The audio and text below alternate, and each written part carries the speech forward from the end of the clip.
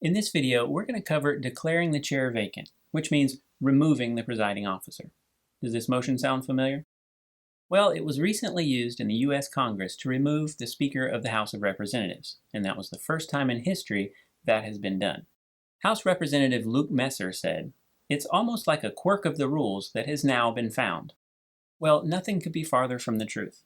The motion to declare the chair vacant is not a quirk.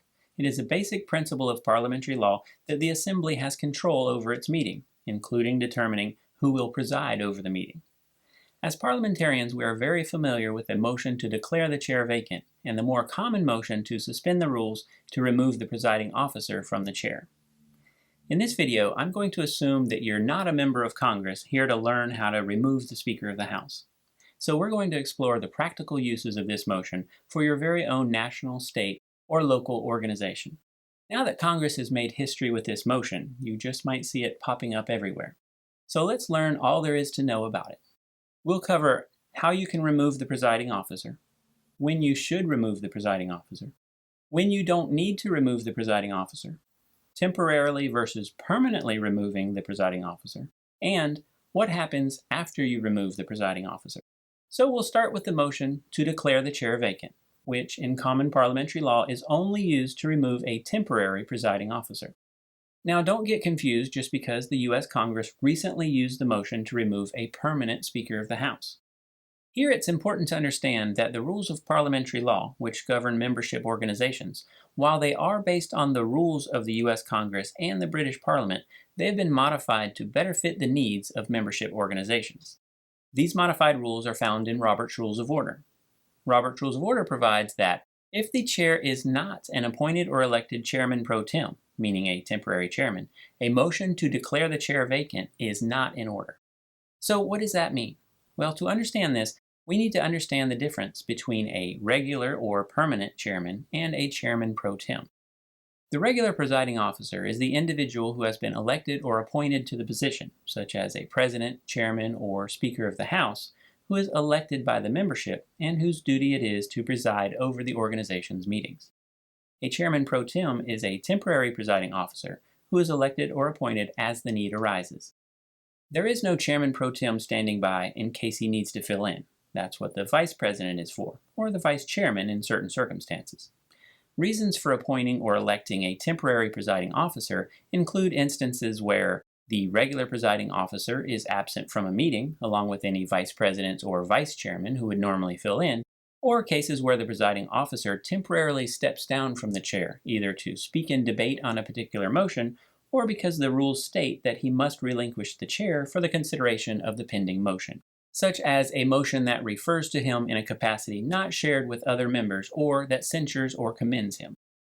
When the chair temporarily steps down for any reason, if a vice president or vice chairman is not available to preside over the meeting, the Assembly will need a temporary presiding officer, known as a chairman pro tem.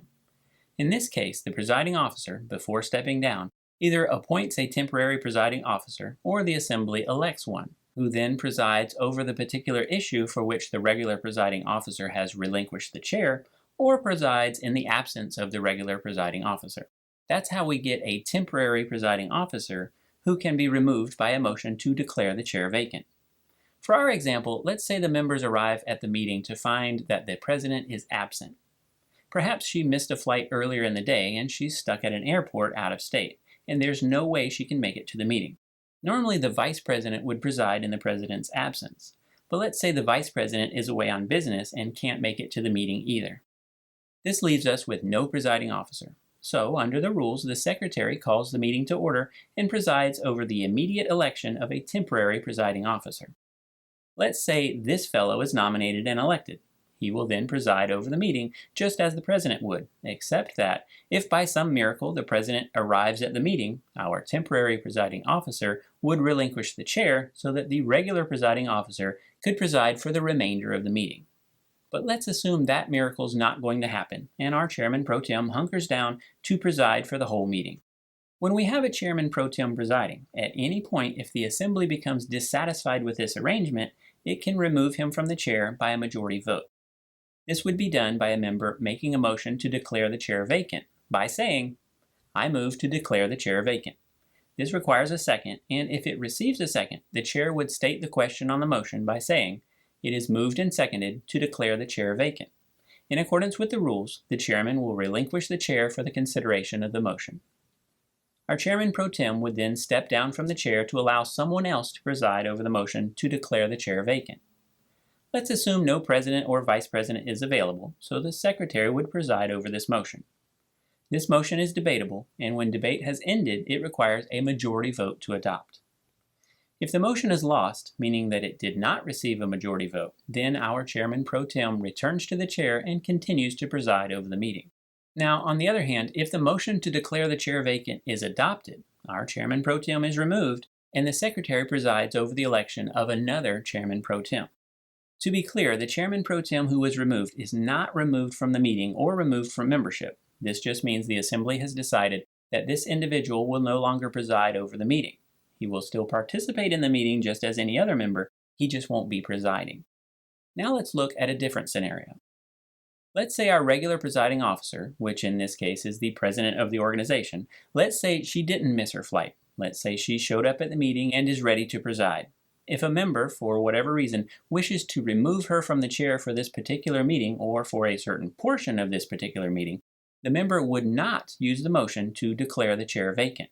This motion would not be in order. Remember that this motion only applies to a temporary presiding officer.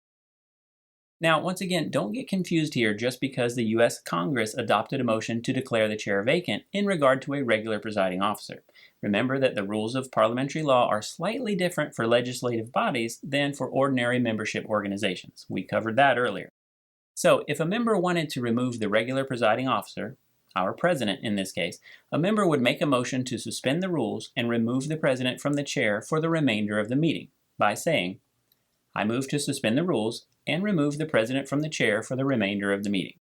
This requires a second, and if it receives a second, the chair would state the question on the motion by saying, "It is moved and seconded to suspend the rules and remove the president from the chair for the remainder of the meeting." The president would then step down from the chair to allow the vice president to preside over the consideration of the motion to remove the president from the chair. The motion is debatable and requires a 2/3 vote to adopt. That's an important element here. Remember that to remove a temporary presiding officer only requires a majority vote, but to remove the regular presiding officer from the chair, in this case the president, requires a 2/3 vote. That means that there must be at least twice as many votes in favor as opposed.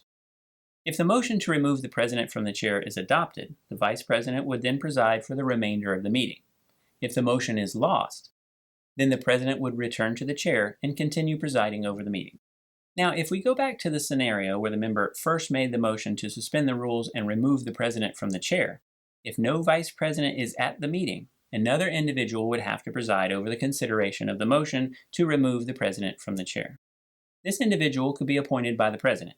For example, the president would say, "In accordance with the rules, the president will step down from the chair during the consideration of this motion." The president appoints Scott Jones to preside over the motion.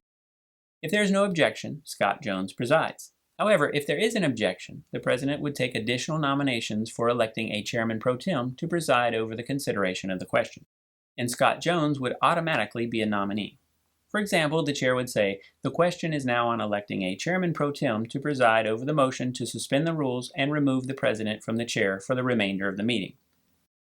Scott Jones is nominated. Are there any further nominations? Members would then make nominations, and the chair would repeat each nomination as it is made, for example, by saying, "Alicia Kent is nominated. Are there any further nominations?"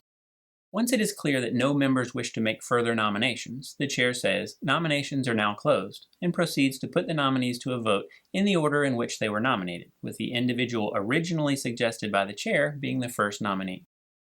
Now, nominations and the election itself are debatable. However, it is uncommon for members to exercise their right to debate in these situations, and once nominations are closed, the assembly usually goes straight to a vote. The chair would say, for example, "The question is on the motion to elect Scott Jones as chairman pro tem to preside over the consideration of the motion to remove the president from the chair. Those in favor say aye, those opposed say no." If this first candidate receives a majority vote, meaning more ayes than noes, he is elected to serve as chairman pro tem, and none of the other candidates are put to a vote. On the other hand, if he does not receive a majority vote, the chair puts the next nominee to a vote, and so on, until one candidate does receive a majority vote and is elected to the position. Once elected, the chairman pro tem presides over the motion to suspend the rules and remove the president from the chair for the remainder of the meeting.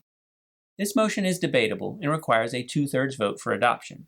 Once debate has ended, the chair says, "The question is on the motion to suspend the rules and remove the president from the chair for the remainder of the meeting. Those in favor, please rise. Be seated. Those opposed, please rise. Be seated." There are 2/3 in the affirmative and the motion is adopted. Or, there are less than 2/3 in the affirmative and the motion is lost.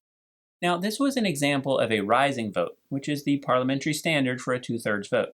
However, in many assemblies, it is common practice to take a 2/3 vote by a show of hands or by voting cards, in which case the presiding officer would adjust the language accordingly. If the motion is lost, meaning that there are less than 2/3 in the affirmative, then the president returns to the chair and continues to preside over the meeting. If the motion is adopted, meaning that there are 2/3 in the affirmative, then there is a vacancy in the chair. Technically, the assembly now needs to elect an individual to serve as chairman pro tem for the remainder of the meeting. Because remember, our current chairman pro tem was only elected to serve over this one motion, which has now been disposed of.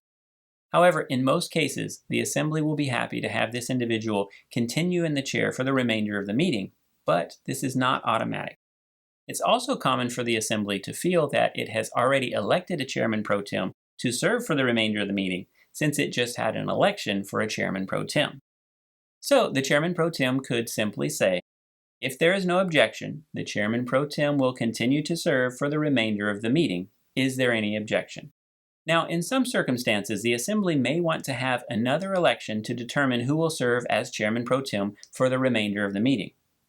For example, if there are two distinct factions within an assembly, they may have elected a neutral party to preside over the removal of the president and over the election of a replacement. But they may want one of their own faction to actually be elected to preside over the remainder of the meeting.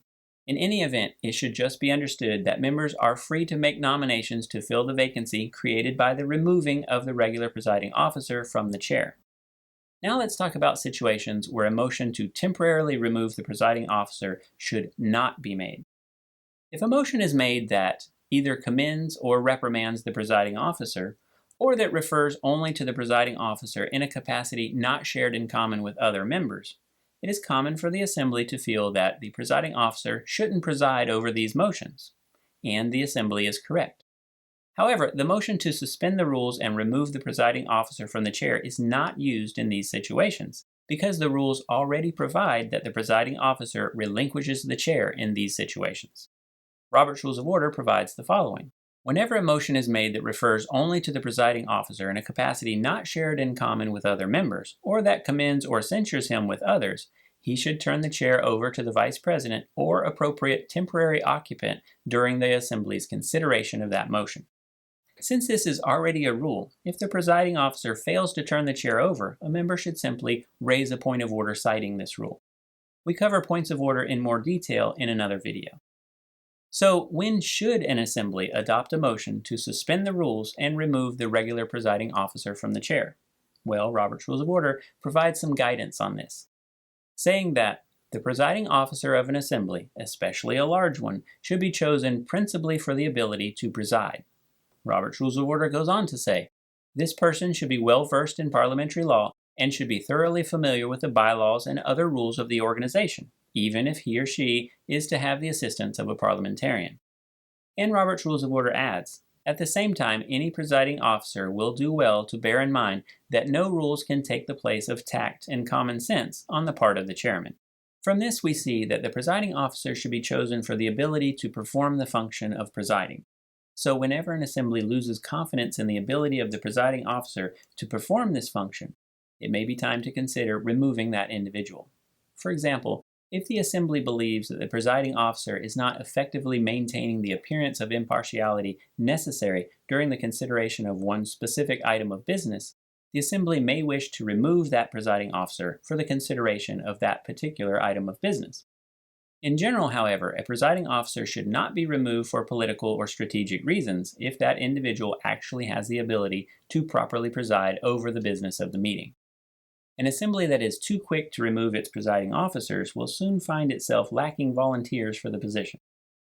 What we've covered here involves removing the presiding officer temporarily, either for a portion of a session or for an entire session. This motion to suspend the rules and remove the presiding officer from the chair cannot be used to permanently remove the regular presiding officer from office. Robert's Rules of Order makes this clear by providing any one motion to suspend the rules that might limit the authority or duties of the presiding officer during a meeting can remain in effect, at most, for one session.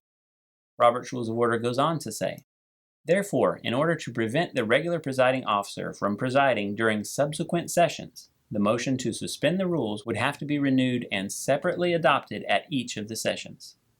And Robert's Rules of Order adds, the motion cannot be used to remove from the presiding officer, even temporarily, any administrative duties, those related to the role of an executive officer that are distinct from the function of presiding over the assembly at its meetings. To permanently remove a president or chairman from office is a different issue that will be covered in a different video. That covers declaring the chair vacant. Click the subscribe button for more videos like this one. And as always, if you have questions about your association, your rights as a member, or your role as an officer, feel free to post them in the comments section or visit us at perfectrules.com. And not only will we provide you with a response, but we may feature your question in one of our Q&A videos.